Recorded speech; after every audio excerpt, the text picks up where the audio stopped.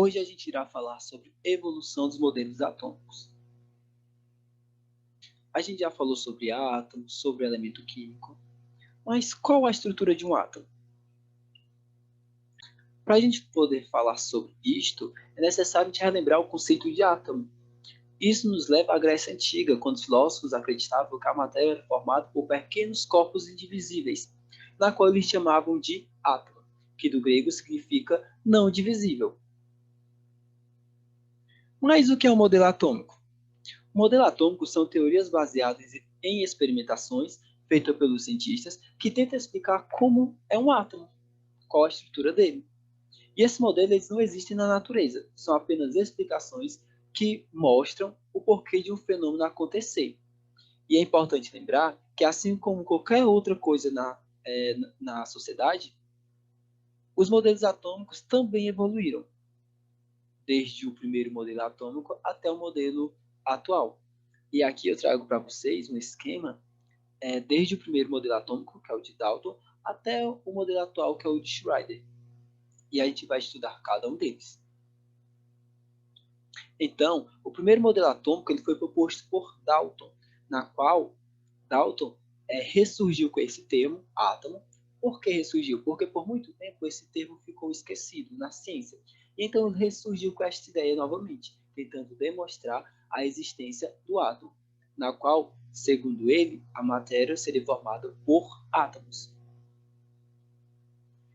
E então, Dalton, ele propôs o modelo dele que dizia que a matéria era formada por átomos, que por sua vez seriam partículas esféricas, maciças, indestrutíveis e indivisíveis, certo?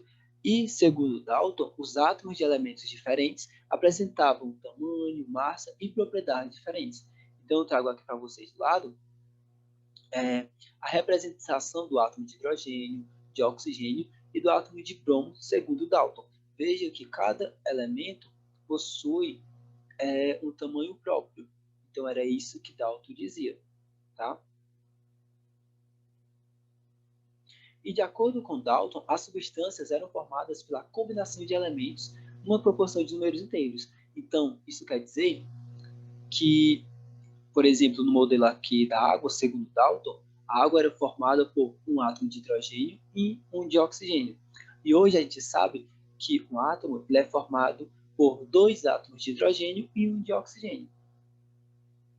E também para Dalton, os compostos eram formados pela combinação de átomos de dois ou mais elementos químicos que uniam entre si para formar novas substâncias. E o mais incrível disso tudo é que ele fez todas essas descobertas numa época que não havia tantos recursos tecnológicos. E esta teoria de Dalton é considerada fundamento da química moderna.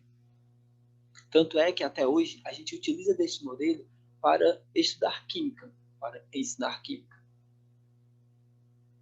E deste modo, o modelo atômico de Dalton ficou conhecido como bola de bilhar. Por que bola de bilhar? Porque, segundo ele, o átomo era uma partícula rígida, maciça, indestrutível e impenetrável e indivisível. Ele acreditava que o átomo seria a partícula elementar da matéria, a menor unidade da matéria. E esse modelo ficou conhecido como bola de bilhar, a bola de sinuca. Olhando os relâmpagos, um vidreiro ele tentou reproduzir um relâmpago dentro de um tubo, com gases a alta pressão, e ele conseguiu. Mais tarde, William Crookes, que era um físico inglês, ele começou a fazer testes e experimentos com aqueles tubos, que mais tarde ficaram conhecidos como ampola de Crookes. E basicamente, dentro desse tubo, eles conseguiam reproduzir, certo? Que para eles era um relâmpago, um feixe de luz. Esse feixe de luz, ele saía sempre em linha reta, de um lado do tubo para o outro. E esse tubo hoje pode ser considerado como, por exemplo, uma lâmpada fluorescente, certo? E dentro desse tubo, esse feixe de luz que sai em linha reta, ele saia sempre do lado negativo, que era o chamado de cátodo, para o lado positivo, ânodo. Em um dos experimentos, eles colocaram uma espécie de ventanilha, um catavento, dentro dessa ampola. E quando eles ligaram esse feixe de luz, o catavento começou a girar. E Então eles perceberam com isso que aquele feixe de luz apresentava uma certa massa. E essa massa, eles deduziram que ali, naquele feixe de luz, existiam partículas. Mas que partícula seria essa? Através disso, eles deram o nome daquele feixe de luz, daquele raio, de raios catódicos.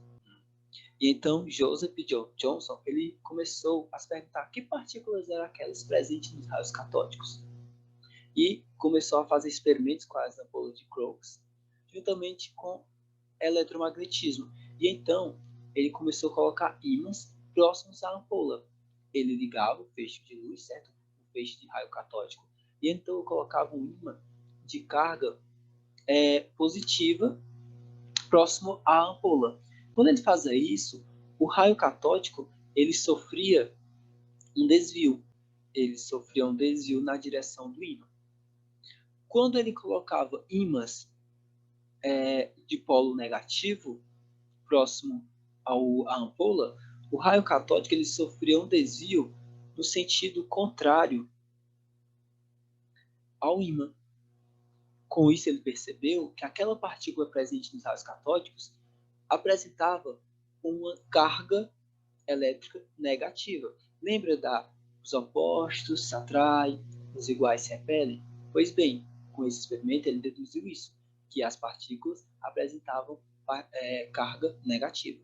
Eram divisões do átomo. E a essas partículas ele deu o nome de elétrons. Então Johnson ele descobriu os elétrons, que é uma subpartícula do átomo, na qual apresenta uma carga negativa.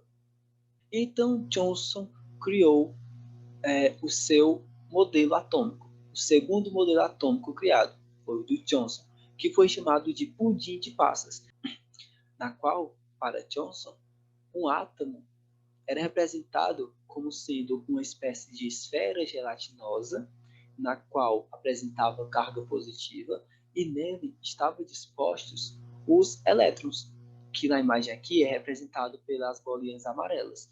Então, a bolinha rosa seria representado aí pela essa esfera gelatinosa, certo? Segundo Johnson, com carga positiva, e disposto neles estavam aí os elétrons, como se fosse dissolvido aí nessa espécie gelatinosa, certo? Então, o modelo dele ficou conhecido como sendo pudim de passas. Pudim de passas, modelo atômico de Johnson. Foi o primeiro modelo atômico na qual o átomo era divisível e elétrico.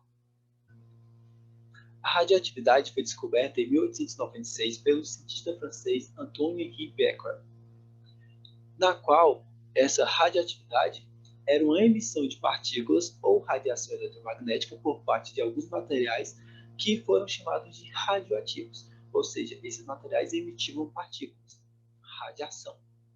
E além de Becquerel, o casal Curie, que é Pierre Curie e Marie Curie, e Rutherford estudaram essa radioatividade.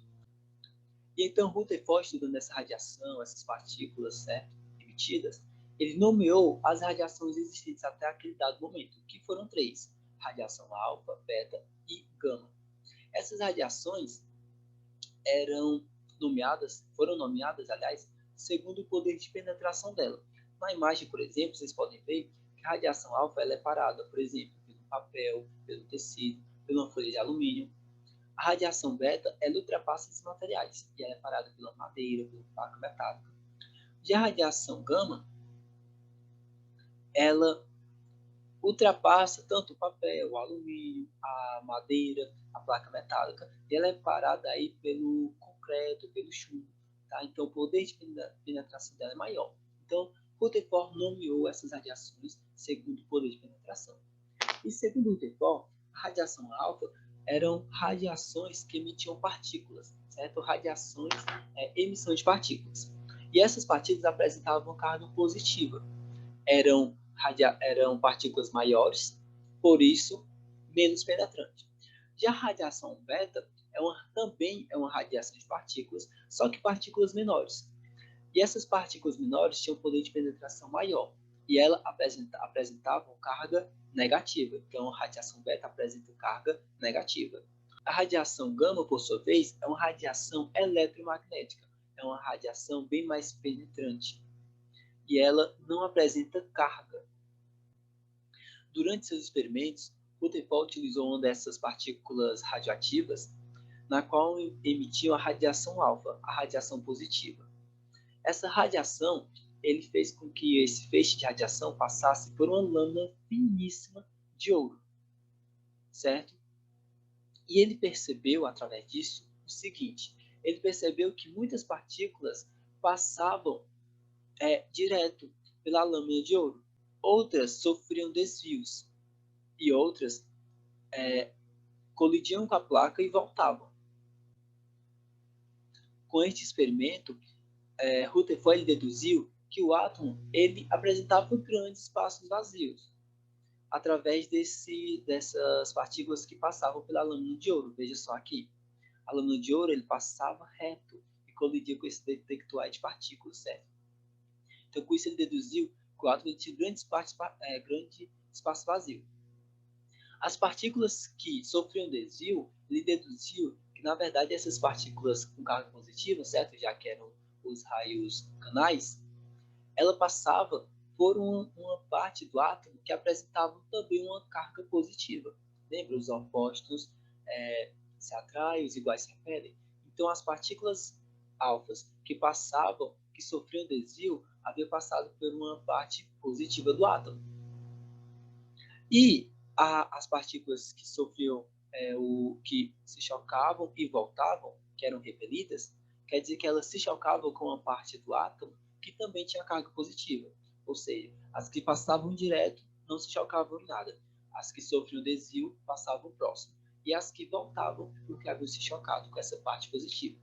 Com isso, ele deduziu que o átomo ele apresentava grandes espaços vazios em que a maior massa do átomo era composta no seu interior, no seu núcleo, certo? Que esse núcleo apresentava uma carga positiva. E então Rutherford formulou o seu modelo atômico, chamado de sistema planetário, na qual, para ele, um átomo é como se fosse um sistema solar, em que eu vou ter no seu interior o núcleo, formado por partículas positivas, na qual ele chamou de próton. Próton é a subpartícula do átomo com carga positiva. Então, o que vai estar presente no núcleo do átomo. E ao redor desse núcleo, outra eletrosfera, em que vai estar disposta aí os elétrons. Tá? Então, aqui eu trago para vocês a representação do modelo de Rutherford, sistema planetário, em que para ele eu vou ter no interior, certo? Que é a parte interna do átomo, né? Parte interna do átomo, eu vou ter o núcleo, composto por partículas positivas chamadas de prótons. Na parte externa do átomo, certo? Na eletrosfera, eu vou ter os elétrons, que são subpartículas com cargas negativas. Então, isso aí é o modelo de Rutherford. Mais tarde, surgiu Chadwick, que ele surgiu com a ideia do nêutron. Nêutron, segundo Chadwick, são subpartículas também presentes aí no núcleo do átomo, que vai apresentar carga nenhuma. Ele não possui carga elétrica, então ele é chamado de nêutron. Então a gente conheceu aí 3 partículas subatômicas: próton, nêutron e elétron. Os prótons, carga positiva, fica no núcleo do átomo, certo? Os nêutrons não têm carga e eles também ficam no núcleo do átomo.